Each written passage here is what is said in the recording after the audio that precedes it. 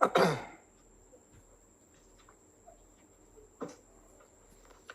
वालेकुम। दुरूद शरीफ पढ़ लो।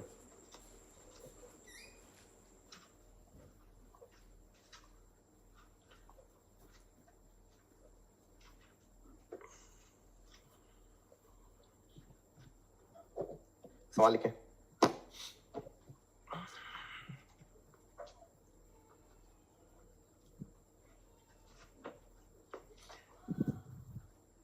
On 1st January 22, on 1st January 22, an investment property was purchased. An investment property was purchased for, मैंने कल transfer out कराया ना, was purchased for 48 million. 48 million.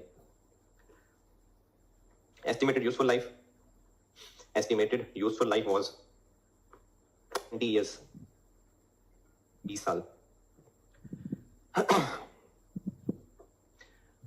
Property was actually given on rent. On 1st March 2022. 1st March 2022. Accounting year जनवरी से दिसंबर है.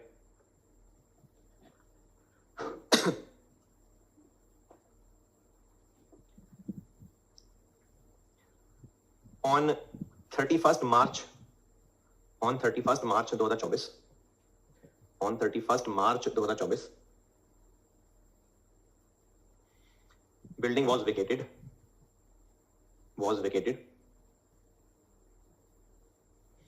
and management decided to use this building.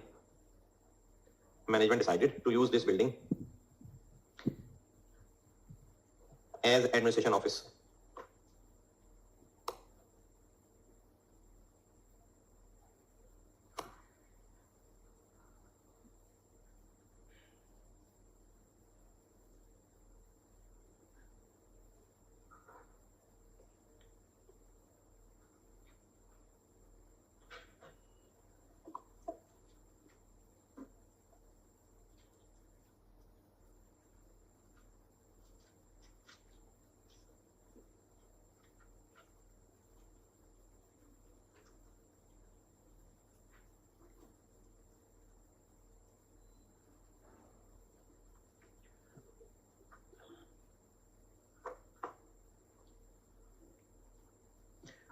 इकतीस मार्च को खाली किया ना.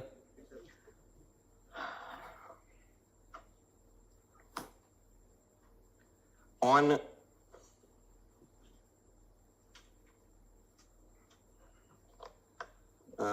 1st June 2024, the building was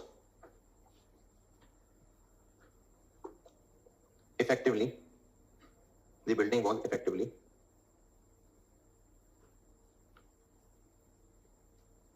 used as admin office.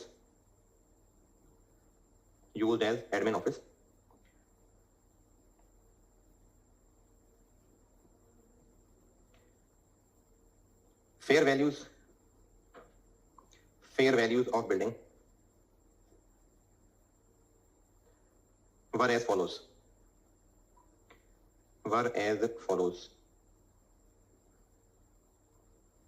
Date बताऊंगा और फेयर वैल्यू बताऊंगा.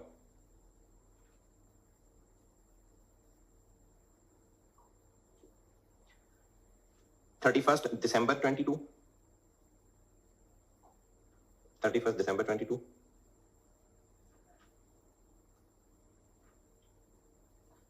50 million.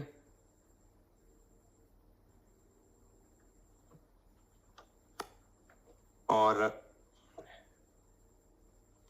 31st December 23,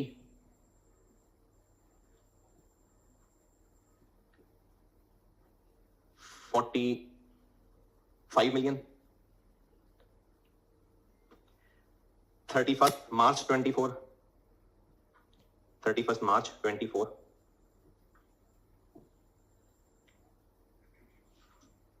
March 24. एक मिनट बताता हूँ, मैंने कॉस्ट क्या बोली थी? और खरीदी कब थी?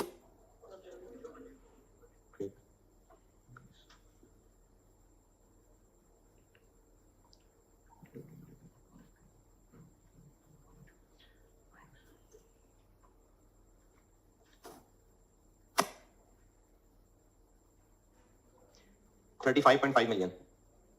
35.5 million. और 1st June 24. 1st June 24.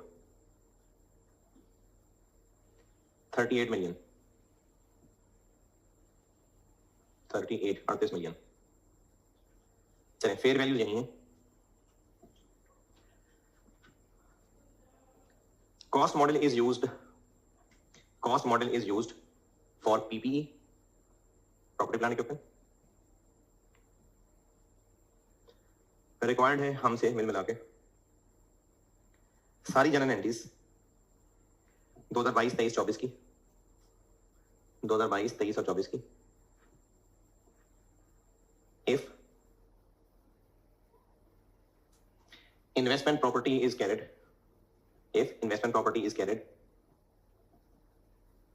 using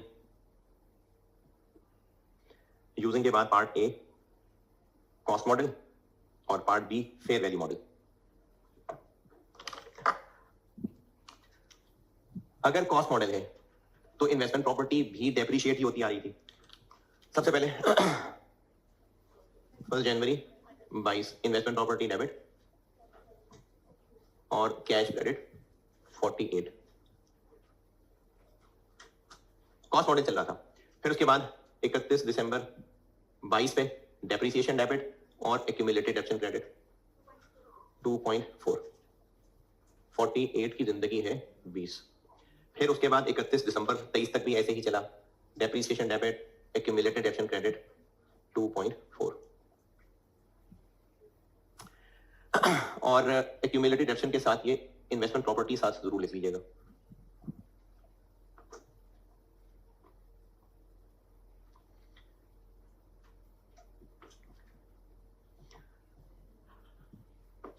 फिर 31 मार्च डेट ऑफ ट्रांसफर है या 1 जून? 31 मार्च, क्योंकि बिल्डिंग खाली भी करवा ली और इरादा भी कर लिया, तो 31 मार्च है. वो तो शिफ्टिंग करते करते लग गए 2 महीने, तो डेट ऑफ ट्रांसफर 31 मार्च है. तो 31 मार्च तक डेप्रिसिएशन कर लेते हैं और चार्ज कितने महीने? 3. तो 2.4 मिलियन 3/12.6 जी. 31 मार्च, सॉरी 31 मार्च. अब यहां से हमने इसको ले जाना है पीपीई के अंदर, और ऐसा भी कर सकते हैं कि नेट बुक वैल्यू से पीपी डेबिट कर दें. और मेरी राय में ज्यादा अफजल ये है कि 31 मार्च को, क्योंकि पीपी को भी आगे कॉस्ट मॉडल पे ही चलाना है, तो 31 मार्च इन्वेस्टमेंट प्रॉपर्टी को बिल्डिंग में ट्रांसफर कर दें. बिल्डिंग डेबिट और इन्वेस्टमेंट प्रॉपर्टी क्रेडिट, और इन्वेस्टमेंट प्रॉपर्टी की एक्यूमुलेटेड एक्शन को बिल्डिंग की एक्यूमुलेटेड एक्शन में ट्रांसफर करते हैं. ज्यादा बेहतर ये है. वरना ये एंट्री नेट बुक वैल्यू पे भी हो सकती है, लेकिन ज्यादा बेहतर ये है कि एक्यूमुलेटेड अलग और वो अलग चल रहा है. तो इन्वेस्टमेंट प्रॉपर्टी को निकाल दें 48, तो 48 यहां से निकल के बिल्डिंग में डेबिट आ गया. और इसकी एक्यूमुलेटेड अब तक कितनी थी? तो वो 5.4 इसकी एक्यूमुलेटेड से डेबिट करके निकाल दें और बिल्डिंग की एक्यूमुलेटेड में डाल दें. अब से ऑनवर्ड ये बिल्डिंग चलेगी. बिल्डिंग यानी पीपी. ये 31 मार्च की एंट्री हो गई, और उसके बाद साल एंड होगा तो 31 दिसंबर 24 पे बिल्डिंग को और डेप्रिशिएट कर लें, तो depreciation debit, accumulated action credit building वाली, और है तो फिजिकली वही बिल्डिंग और वही 20 साल लाइफ वाली ना, तो बाकी 9 महीने की डेप्शन चार्ज हो जाएगी 1.8. उसी के 3 महीने थे, उसी के बाकी 9 महीने आ गए, क्योंकि बिल्डिंग तो वही है, लाइफ तो वही है. ये हो गया अगर इन्वेस्टमेंट प्रॉपर्टी कॉस्ट मॉडल पे थी तो.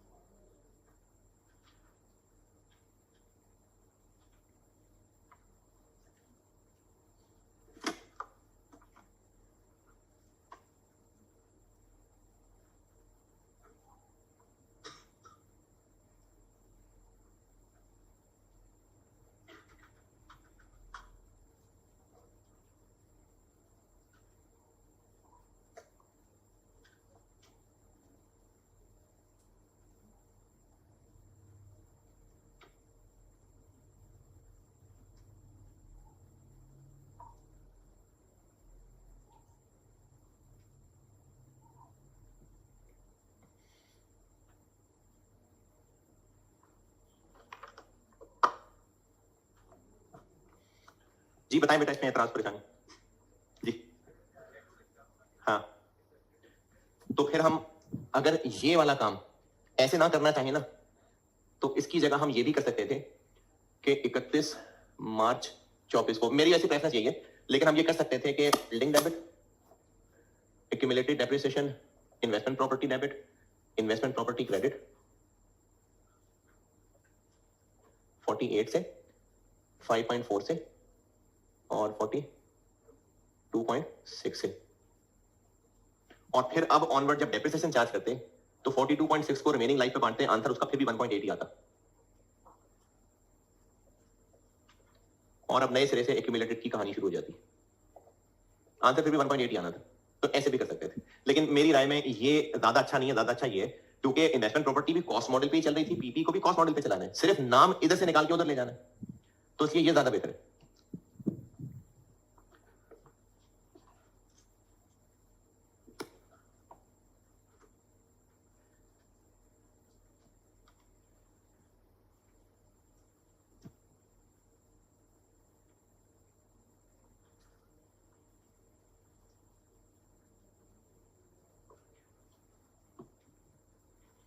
हाँ जी, कॉस्ट मॉडल, कोई परेशानी सवाल जी? नहीं ना, हमने बिल्डिंग खाली करवा ली किराएदार से, और इधर खाली करवाई, उधर इरादा कर लिया कि अब अपनी बिल्डिंग है, तो एविडेंस मिल गया ना कि खाली भी करा चुके हैं और इरादा भी कर चुके हैं। अगर हमने एक बिल्डिंग जो अभी खाली रखी है लेकिन इरादा ही उसको खुद यूज करना है, फिर ऐसी प्रॉपर्टी थोड़ी है। ये डेट ऑफ ट्रांसफर पे लगता है कुछ कमी रह गई बात। डेट ऑफ ट्रांसफर 31 मार्च है, ठीक है? क्यों? इरादा भी कर लिया हुआ है और खाली भी करा ली हुई है। अगर सिर्फ इरादा किया होता और अभी भी बिल्डिंग किराएदार के पास होती तो फिर ना होती वो डेट ऑफ ट्रांसफर। तो इसलिए किराएदार से खाली करा ली और इरादा भी कर लिया, तो इसलिए डेट ऑफ ट्रांसफर 31 मार्च है जी। अब अगर फेयर वैल्यू मॉडल है, ये सब बता दो।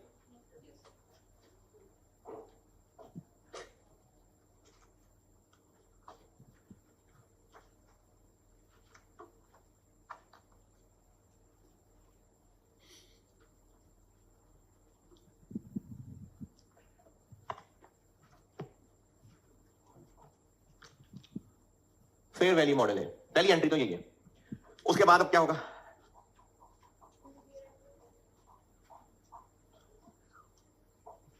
ईयर एंड के ऊपर इसको फेयर वैल्यू पे अपडेट करेंगे, तो 31 दिसंबर 22 पे फेयर वैल्यू है 52 मिलियन का गेन आ जाएगा, इन्वेस्टमेंट प्रॉपर्टी डेबिट और पीएनएल क्रेडिट 2 मिलियन। फिर उसके बाद 31 दिसंबर 23 पे इसको 50 से ले जाएंगे 45, तो 5 मिलियन का आ जाएगा लॉस।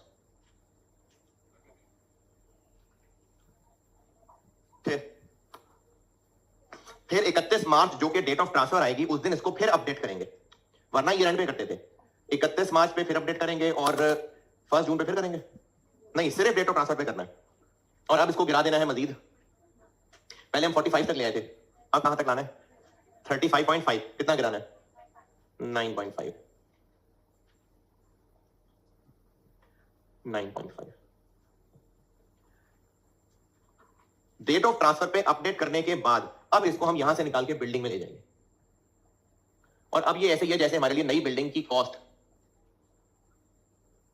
कहां तक पहुंचा दिया? 35। ये हमने अब नई बिल्डिंग खरीदी है, इन्वेस्टमेंट प्रॉपर्टी से निकाल के बिल्डिंग में चला गया। ये फेयर वैल्यू मॉडल की वजह से ये फर्क पड़ जाएगा, लेकिन हमने इसकी अपडेशन डेट ऑफ ट्रांसफर पे करनी है और उससे पहले हर ईयर एंड। अब ये पीपी में आ गया और पीपी पे चल रहा है कॉस्ट मॉडल, तो 31 दिसंबर 24 पे आके डेप्रिसिएशन चार्ज हो जाएगी 9 महीने की, और अब ये पहली दफा डेप्रिसिएशन चार्ज हो रही है, तो 20 पे कर दें। लाइफ तो गुजर रही है ना भाई, लाइफ तो गुजर रही है। तो अब हम लोग बिल्डिंग जो नई नई अभी इतनी कॉस्ट पे डेबिट हुई है, इसकी रिमेनिंग लाइफ 17.75, क्योंकि 2 साल और 3 महीने गुजर गए हुए थे, 2.25 साल गुजर गए हुए थे, तो पौने 18 साल रह गए थे, और इसमें से भी हमने 9 महीने लेने 1.5। ये 17.75 जिनको अजीब लग रहा है, ये पौने और सवा और साढ़े, और तो फिर आप इसको महीनों में ले जाए, क्योंकि 2 साल और 3 महीने गुजर चुके हुए थे। बेशक डेप्रिशिएट नहीं कर रहे थे, लाइफ तो गुजर, बिल्डिंग तो हो रही थी ना, ईंटें सीमेंट तो पुराना हो रहा था, तो इसलिए अब जब ट्रांसफर कर दिया तो वहां से रिमेनिंग लाइफ पे अब कहानी शुरू हुई।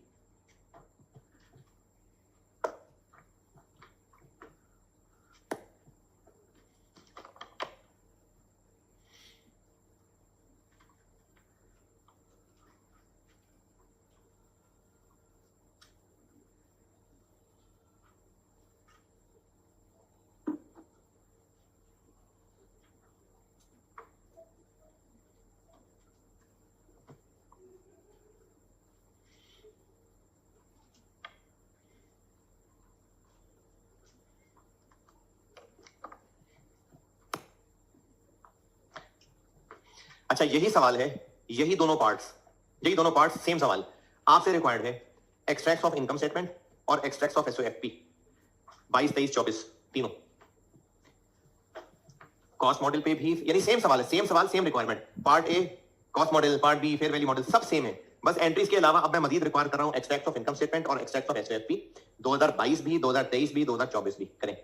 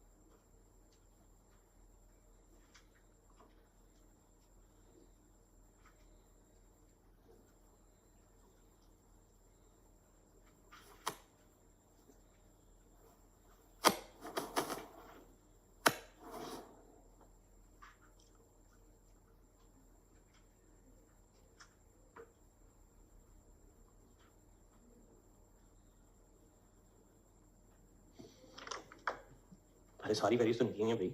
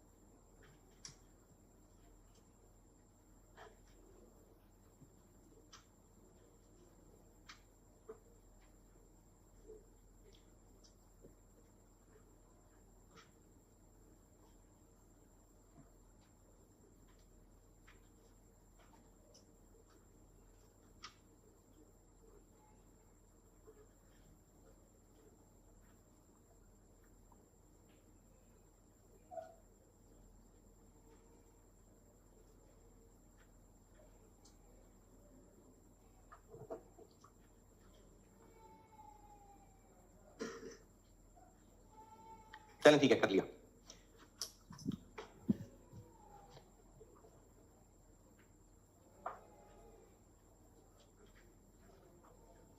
$2022, 2023, 2024 रुपीज मिलियन।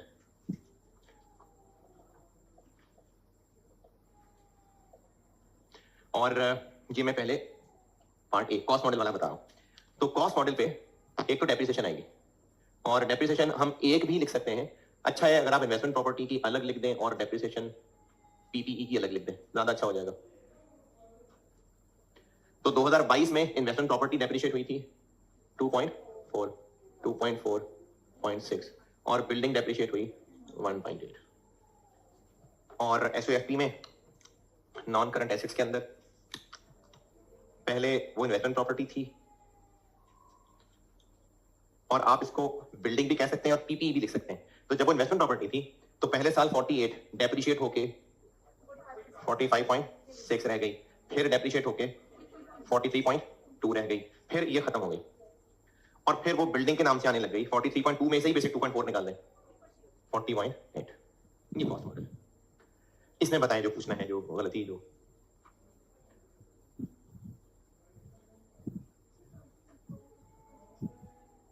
कहां पर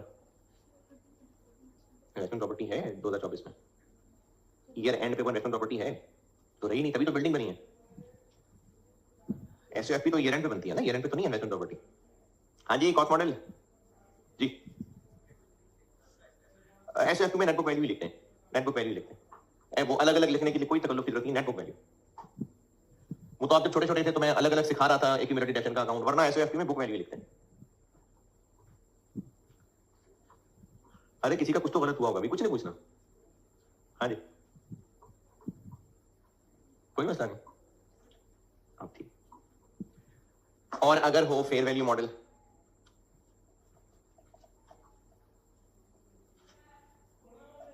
दो 2022, 2023, 2024, तो पहले 2 साल तो वो फेयर वैल्यू गेन और लॉस चलता रहा, फिर डेप्रिसिएशन आ गई, वो भी बिल्डिंग की। बिल्डिंग की डेप्रिसिएशन आई 1.5, और अब चूंकि सवाल में इनकम भी है ना, तो फिर डिफरेंशिएट करने के लिए ब्रैकेट्स लगा देना, एक्सपेंस को ब्रैकेट लगा लेते हैं। 22-23 में कोई डेप्रिसिएशन नहीं थी, 24 में बिल्डिंग की डेप्रिसिएशन आ गई। उससे पहले 22 में था गेन 2 मिलियन का, फिर 5 मिलियन का लॉस था, और फिर 9.5 मिलियन का लॉस था। ये इनकम से पता।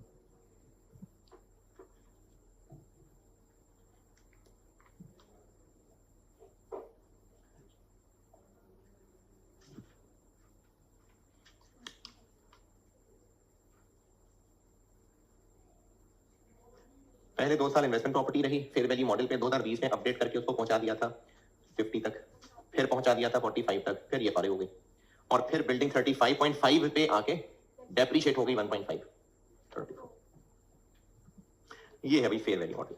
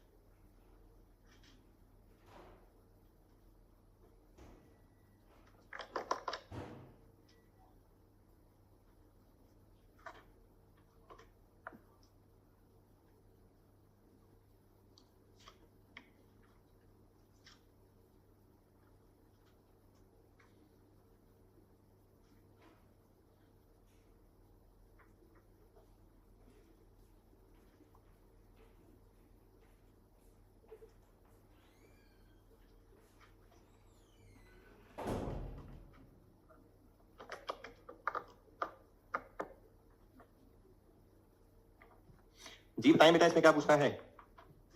कुछ भी नहीं पूछना।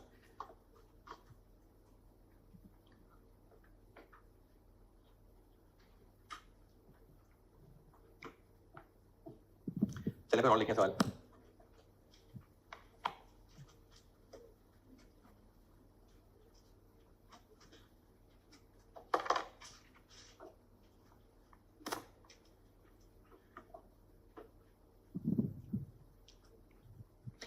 इन्वेस्टमेंट प्रॉपर्टी वॉज परचेज्ड, अगला सवाल है, investment property was purchased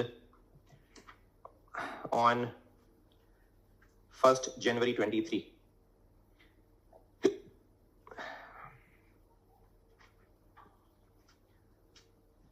accounting year जनवरी से दिसंबर, कितने की नहीं बताई। Investment property was purchased on 1st January 23 for 30 million, for 30 million. Accounting year जनवरी दिसंबर, useful life 15 years,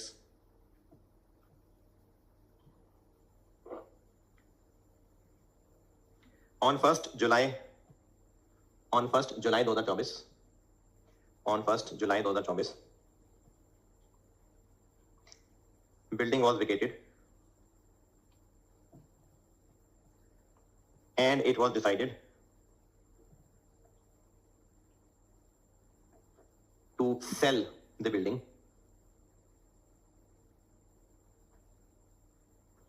in ordinary course of business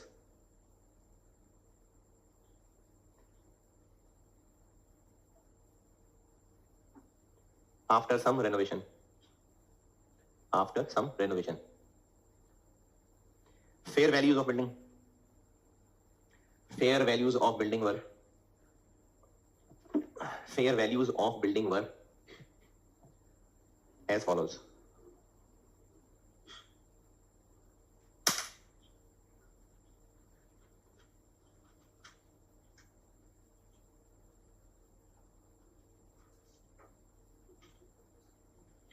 इकतीस दिसंबर 23, 31st December 23, 32 मिलियन, 32 मिलियन। और 1st July 24, 1st July 24 35 million, 35 million. आपसे required है general entries at the time of, at the date of transfer, general entries at the date of transfer if investment property is measured using, if investment property is measured using part A cost model, part B fair value model।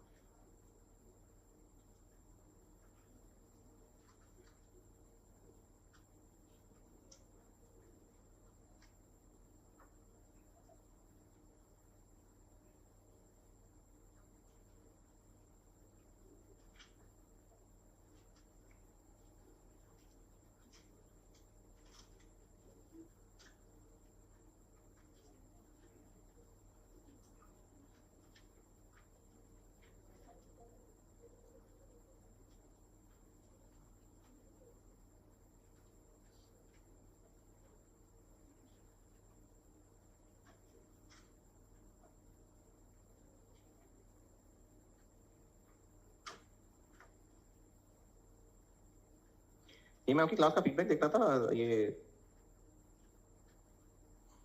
मुझ तक सिर्फ summary पहुंचती है। ये प्यारे से बच्चे ने लिखा हुआ है, सर से क्वेश्चन पूछो तो स्टूडेंट लेवल पे आकर नहीं समझाते हैं। क्या पूछा भैया आज तक? ये FR 1 का देख रहा हूं मैं।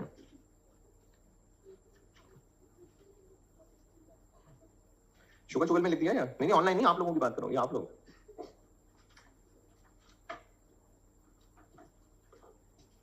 पूछा करो ना यार फिर। अच्छा कैमरे में शर्मा रहे तो कैमरा बंद करा के पूछ लेता हूं। नहीं सीधे सीधा बेटे, कोई अगर आपको कोई सवाल पूछ के लगता है कि जवाब सबका समझ नहीं आया तो दोबारा पूछ लिया करें। आप लोगों से पूछ रहा हूं सामने बैठे हुए हैं। इसका नाम ने लिखा है। स्पीड तेज होनी को तो देखो, अगर स्पीड तेज होती तो मैं तब तक 4 चैप्टर करा के खत्म करके चला गया होता। आपका तो कोई एग्जाम्शन वाला मसला भी ना, एग्जाम्शन है आपकी। कितना सा लगेगा भाई?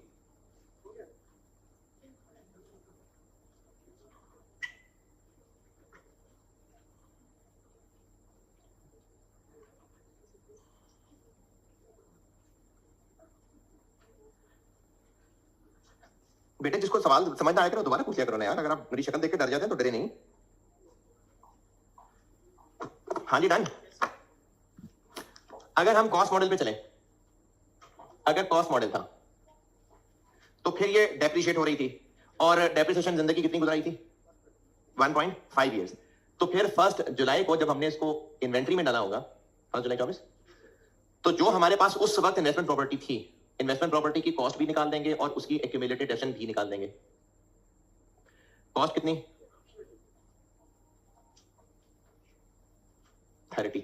एक्यूमुलेटेड कितनी? 1.5 साल गुजर गया था। 30 डिवाइडेड बाय 15 इंटू 1.5 जी 3। तो जो अब इसकी नेट बुक वैल्यू है यानी 27, हम समझेंगे हमने अभी इन्वेंट्री इतने की खरीदी है, तो इन्वेंट्री डेबिट हो जाएगी 27। ये होगा अगर कॉस्ट मॉडल था तो, कि जो उस वक्त कैरिंग अमाउंट थी वो अब से इन्वेंट्री की कॉस्ट बन जाएगी। बताइए जी इसमें इतराज, इख्तलाफ, तकलीफ? और FR 1 में ना ज्यादातर पीरियोडिक सिस्टम ही है, तो इसलिए आप इन्वेंट्री की जगह परचेजेस भी डेबिट कर सकते हैं। अगर है फेयर वैल्यू मॉडल तो क्या क्या होगा? एक तो डेट ऑफ ट्रांसफर पे पहले इसको हम नलाए धुलाएंगे। 1 जुलाई 24 पे इसको हम फेयर वैल्यू पे अपडेट करेंगे। इसको हम फेयर वैल्यू पे अपडेट करके कहां तक पहुंचाएंगे? 35। तो कितने से? हम पिछले साल फेयर वैल्यू मॉडल है तो पिछले साल इसको फेयर वैल्यू में अपडेट कर चुके हुए थे, 32 तक पहुंचा दिया हुआ था। अब 32 से 35 तक लाना है 30 नहीं 32 से 35 तक ना, तो हमने 3 मिलियन से इसको और बढ़ाना है।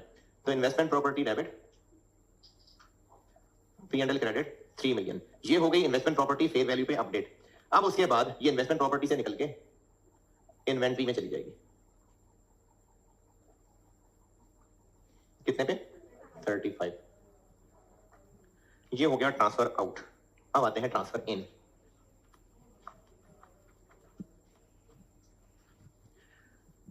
यहां तक बताएं बेटा इन्वेस्टमेंट प्रॉपर्टी में क्या मुश्किल?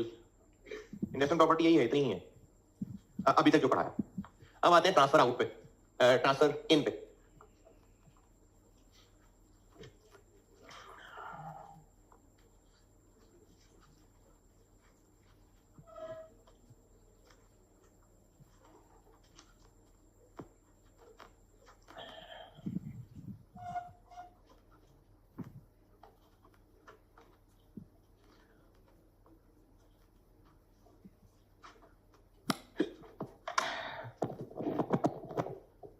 ट्रांसफर इन,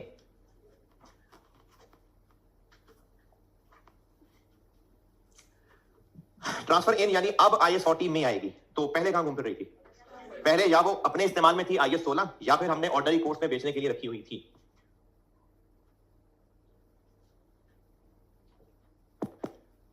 या वो पहले PP में थी वहां से यहां आएगी, या फिर पहले वो इन्वेंट्री थी और वहां से यहां आएगी।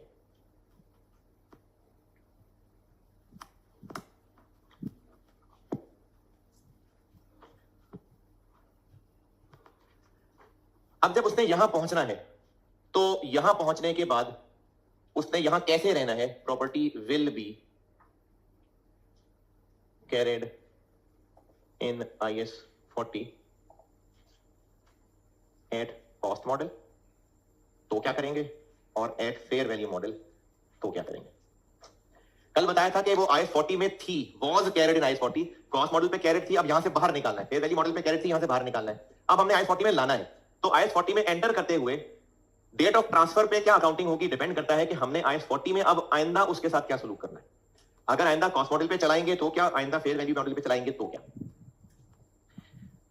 अगर कॉस्ट मॉडल पे चलाएंगे तो ये तो आप खुद भी सोचेंगे तो मेरे ख्याल में सही सोच लेंगे। अगर हमने IS 40 में कॉस्ट मॉडल पे रखना है तो बहुत चांसेस हैं, तकरीबन कंफर्म है कि हम IS 16 में भी क्या चला रहे थे, कॉस्ट मॉडल। तो वहां से अब यहां लाना है तो कैरिंग अमाउंट यहां शिफ्ट हो जाएगी, जो अभी पहले सवाल किया था बस उस वही उलट हो जाएगा।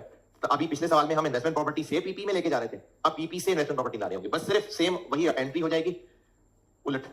तो इसके लिए अंग्रेजी भी कल वाली ही ले लेते हैं, carrying amount of PPE at the date of transfer will be considered as carrying amount of investment property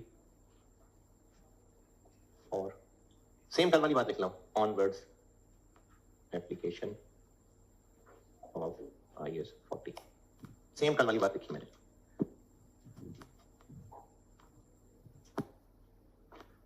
और अगर पहले वो IS 2 में थी तो किस वैल्यू पे आ रही थी, लोअर ऑफ कॉस्ट और एनआरबी पे आ रही थी। अब हम उसको वहां से निकाल के इन्वेस्टमेंट प्रॉपर्टी बनाएंगे तो हम समझेंगे कि जितने रुपए पे वो पहले आ रही थी उतने रुपए की कॉस्ट अब हमने इन्वेस्टमेंट प्रॉपर्टी खरीदी है, तो जो उसकी IS 2 में कैरिंग अमाउंट आ रही थी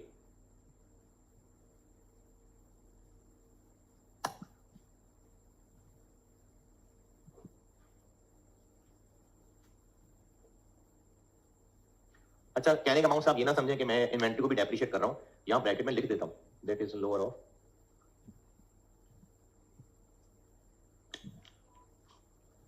will be considered as cost of investment property for onwards application of IS 40। तो ये तो कुछ कुछ कल जैसी बातें की हैं।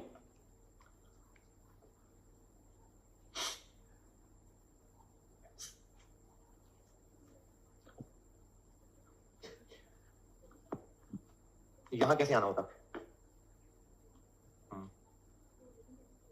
नहीं यहां पर आके आइंदा क्या होना होता, आपसे पूछ रहा हूं, कॉस्ट मॉडल होता कि फेयर वैल्यू, कॉस्ट मॉडल, तो यही वाली बात है, जो उसकी कैरिंग अमाउंट थी उसी को हम यहां शिफ्ट कर लेंगे और आइंदा से अब वो बेशक वो अच्छा सवाल में दोहरा रहा हूं, चांसेस कम है, लेकिन अगर ऐसा था कि पीपी जब होती थी तो रिवैल्यूएशन मॉडल पे थी, अब वो इन्वेस्टमेंट प्रॉपर्टी में कॉस्ट मॉडल पे आने लगी, तो फिर जो पहले इन्वेस्टमेंट प्रॉपर्टी जिस अमाउंट पे वो बिल्डिंग आ रही थी बस उसी अमाउंट को यहां शिफ्ट कर देंगे और आइंदा से वो अमाउंट डेप्रिशिएट होने लग जाएगी, यानी यही वाला रूल बनेगा कैरिंग अमाउंट।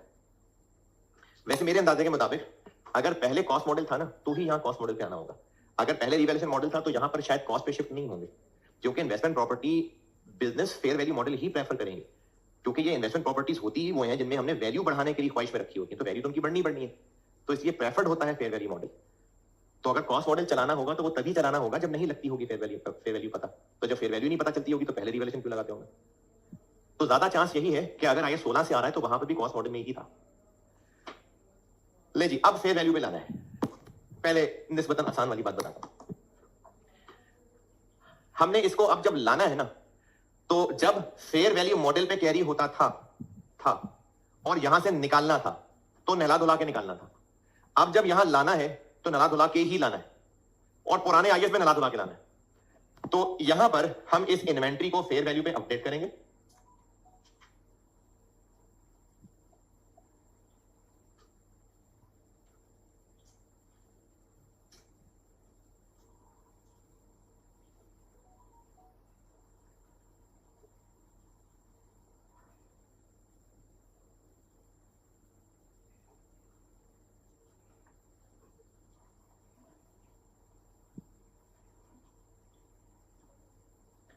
इसको फेयर वैल्यू पे अपडेट करेंगे, जो गेन लॉस आएगा वो P&L में डालेंगे और अब इस अपडेटेड फिगर को हम आइंदा से इन्वेस्टमेंट प्रॉपर्टी में ले आएंगे।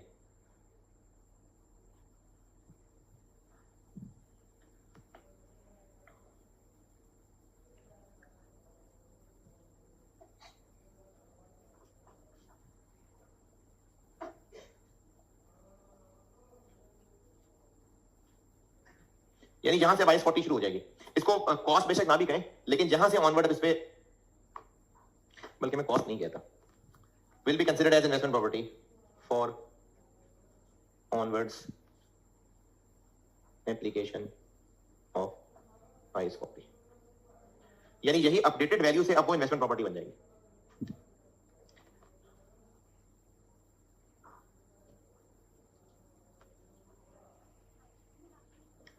नहीं, IS2 तो कहता ही वैल्यू पे अपडेट करने को, बस सिर्फ इतनी सी बात की है कि वो इन्वेंट्री फेयर वैल्यू पे अपडेट होगी, IS40 के कहने पे ही हो रही है, और जो गेन लॉस आएगा वो पीएनएल में रहेगा। उसके बाद एंट्री हो जाएगी, यानी इसी का उलट, इन्वेंट्री को फेयर वैल्यू पे अपडेट करेंगे और फिर इन्वेंट्री से निकाल के इन्वेस्टमेंट प्रॉपर्टी बना देंगे। क्या हो गया? अच्छा लगा था दोबारा? नहीं, क्या ऑन नहीं था क्या?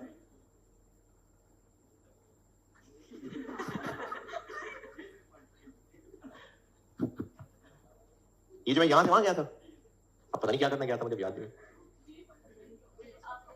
बस यही बात दोबारा बताई थी कि इन्वेंट्री को जो उस वक्त तक की फेयर वैल्यू थी उस पर अपडेट करेंगे, गेन लॉस पीएनएल में जाएगा। यहां इन्वेंट्री अपडेट होगी, fair value gain loss PNL में जाएगा, और फिर उसको हम इन्वेंट्री से निकाल के इन्वेस्टमेंट प्रॉपर्टी बना देंगे। लेकिन अगर वो पीपीई थी तो बात थोड़ी सी अजीब सी है, लेकिन ऐसे ही है। अगर वो पीपीई में था, चाहे रिवैल्यूएशन मॉडल पे था, चाहे कॉस्ट मॉडल पे था, हम एक दिन के लिए उसको लाएंगे रिवैल्यूएशन मॉडल पे, और रिवैल्यूएशन मॉडल पे लाएंगे। यानी सिर्फ डेट ऑफ ट्रांसफर के लिए इसको पीपी में रिवैल्यूएशन मॉडल पे लाएंगे। अगर पहले से रिवैल्यूएशन पे था तो फिर तो था ही था, अगर कॉस्ट मॉडल पे था फिर भी हम इसको डेट ऑफ ट्रांसफर पे रिवैल्यूएशन मॉडल पे लाएंगे।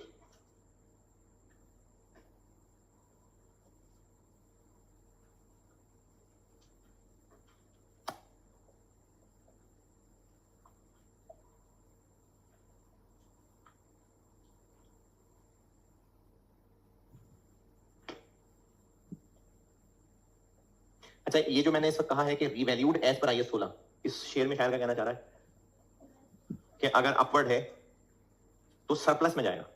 मैंने एज पर IS 16 इसीलिए कहा है कि जो IS 16 में रिवैल्यूएशन की काउंटिंग होती है वो करेंगे, और ये वाली हरकत करनी है irrespective of model previously followed in IS 16। चाहे IS 16 में ये जैसे भी था, डेट ऑफ ट्रांसफर पे रिवैल्यूएशन मॉडल पे आएगा। और फिर इन दोनों में कॉमन बात क्या होगी कि वो अपडेटेड है, तो अब वो अपडेटेड वैल्यू जो होगी वो आइंदा से इन्वेस्टमेंट प्रॉपर्टी कहलाएगी।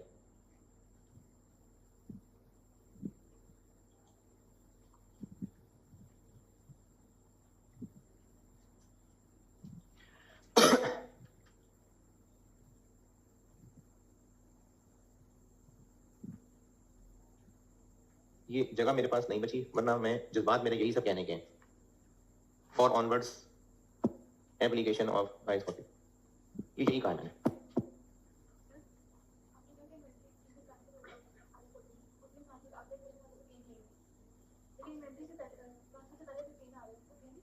ट्रांसफर से पहले क्यों गेन आ रहा है? तो इन्वेंट्री को तो हमने कोई फेयर वैल्यू अपडेशन नहीं करनी थी ना।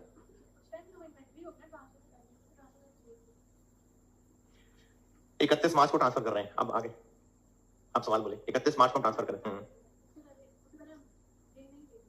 चलिए 29 मार्च पे आ गए, तो हम इन्वेंट्री को फेयर वैल्यू पे ले जाए। हाँ हाँ जी जी, मतलब IS 2 में इसको कोई अपडेशन नहीं कर। तो आपका एतराज क्या है कि उसको IS 2 में रखते हुए हम कैसे अपडेट कर रहे हैं? चलिए IS 2 के दरवाजे से बाहर निकाल लेते हैं, तब IS 2 से बाहर निकाल लिया और IS 40 वाला ये इधर रास्ते में कर लेंगे इसको। ये वैल्यू मकसद है उसको फेयर वैल्यू पे अपडेट करना, गेन लॉस पीएनएल में ले जाना, फिर IS 40 में एंटर करना। अब अगर आपको लगता है IS 2 के अंदर क्यों अपडेट कर रहे हैं, नहीं निकाल लें, रास्ते में कर लेते हैं।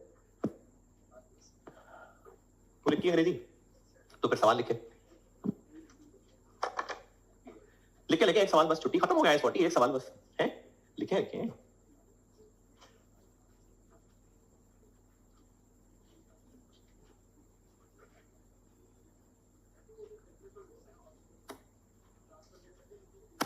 ये मैं अभी आपको सवाल के साथ देता हूं जवाब, अभी ये सवाल कराऊं ना उसके साथ देता हूं जवाब।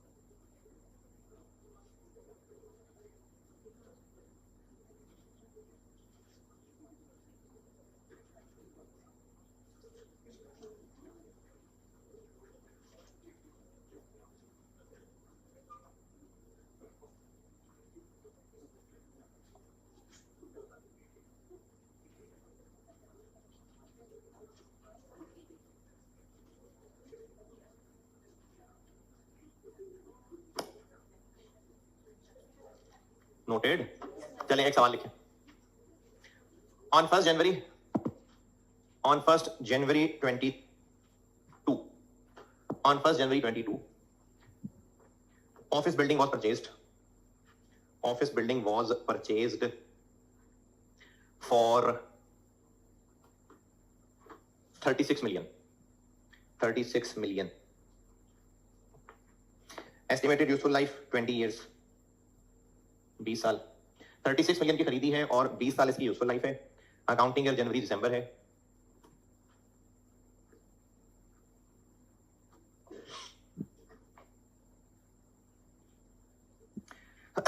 और 22 ऑन 1 जुलाई 24 building was vacated and it was decided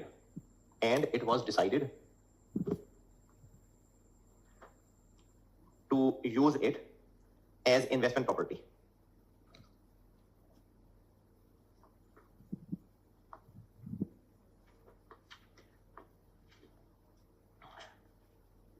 It was given on operating lease on 1 अगस्त 2024। 1 जुलाई को कर लिया था इरादा, बिल्डिंग खाली भी कर ली थी, लेकिन किराएदार ढूंढते ढूंढते महीना लग गया और फाइनली 1 अगस्त को किराए पे दी। और fair values were as follows. Date और फेयर वैल्यू 1 जुलाई 24 पे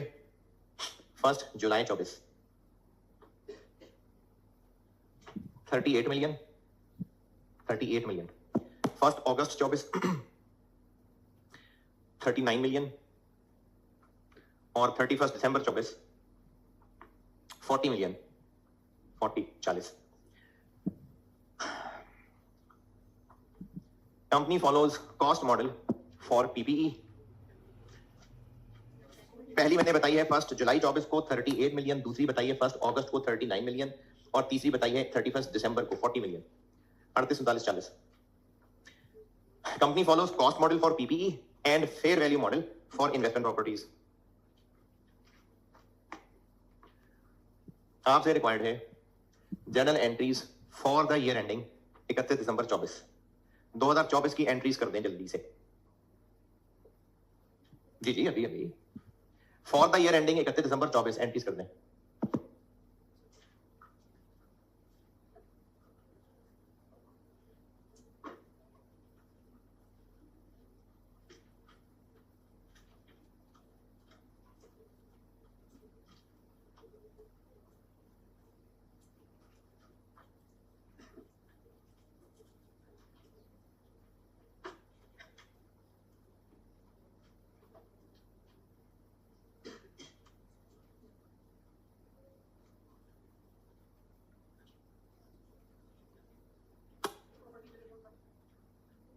कहा तो है मैंने फेयर वैल्यू, मैंने लिखा है ना, company follows cost model for PP and fair value model for investment property, बताया है।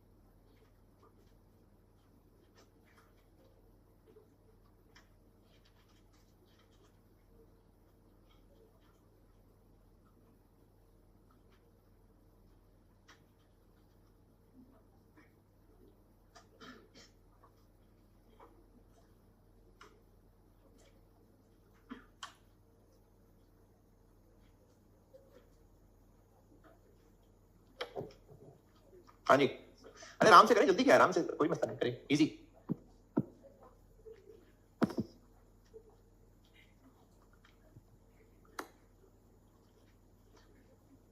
दो हजार बाईस से करना शुरू करते हैं आहिस्ता आहिस्ता। देखिए शायद आपको डेफिनेट की एंटी भूल गई हो, बिल्डिंग खरीदने की एंटी बता दूं, बिल्डिंग की स्पेलिंग ना आ रही हो किसी को।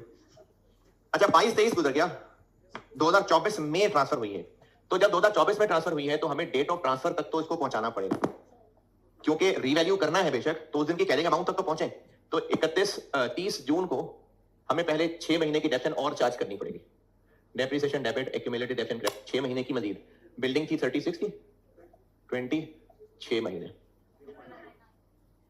पॉइंट 9, इस पे कोई एतराज। फिर हमने इसको कर देना है रीवैल्यू, और प्रॉपर IAS 16 वाला रीवैल्यू करना है। बेशक मैंने कहा है कि कॉस्ट मॉडल था, लेकिन हमने IAS 40 में चूंकि फेयर वैल्यू पे लाना है, तो इसलिए IAS 16 का रीवैल्यूएशन लगाएंगे। तो फिर 1 जुलाई को 2 काम होंगे, एक्यूमुलेटेड को एलिमिनेट करेंगे, ये मुझे लगता है कि जल्दबाजी में आपने छोड़ दिया होना। एक्यूमुलेटेड को एलिमिनेट करना था, कितने साल गुजर गए जिंदगी के, 2.5 ईयर्स, तो इस 36 ने 2.5 ईयर्स डेप्रिशिएट 4.5, फिर इसको रीवैल्यू करना था और अपवर्ड करना था, तो इसलिए बिल्डिंग डेबिट और रीवैल्यूएशन सरप्लस, P&L नहीं, रीवैल्यूएशन सरप्लस।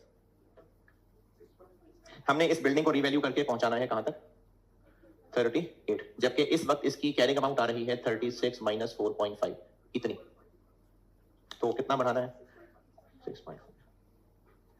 अब ये चली जाएगी IAS 16 से निकल के IAS 40 में। 1 जुलाई 24 investment property debit building credit,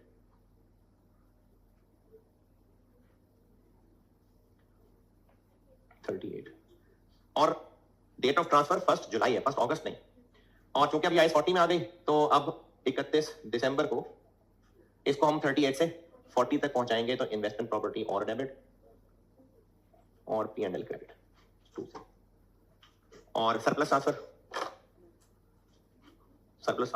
नहीं करेंगे। जब डेप्रिशिएट ही नहीं होगा तो फिर सरप्लस ट्रांसफर भी नहीं होगा, तो वो जो सरप्लस पड़ा है, तो पड़ा रहे, कौन सा कीड़ा लग जाएगा पड़ा के, तो सरप्लस पड़ा रहेगा, तो इसलिए कोई ट्रांसफर नहीं होगा। IAS 40 खत्म, IAS 40 खत्म। इसमें डिस्क्लोजर एक चीज रहती है, वो आपको मैंने IAS 16 के भी नहीं कराए, तो जब मैं आपको 5 IAS इकट्ठे दोबारा कराऊंगा ना, तो फिर डिस्क्लोजर कराऊंगा। चल ठीक है जी, अल्लाह हाफिज़।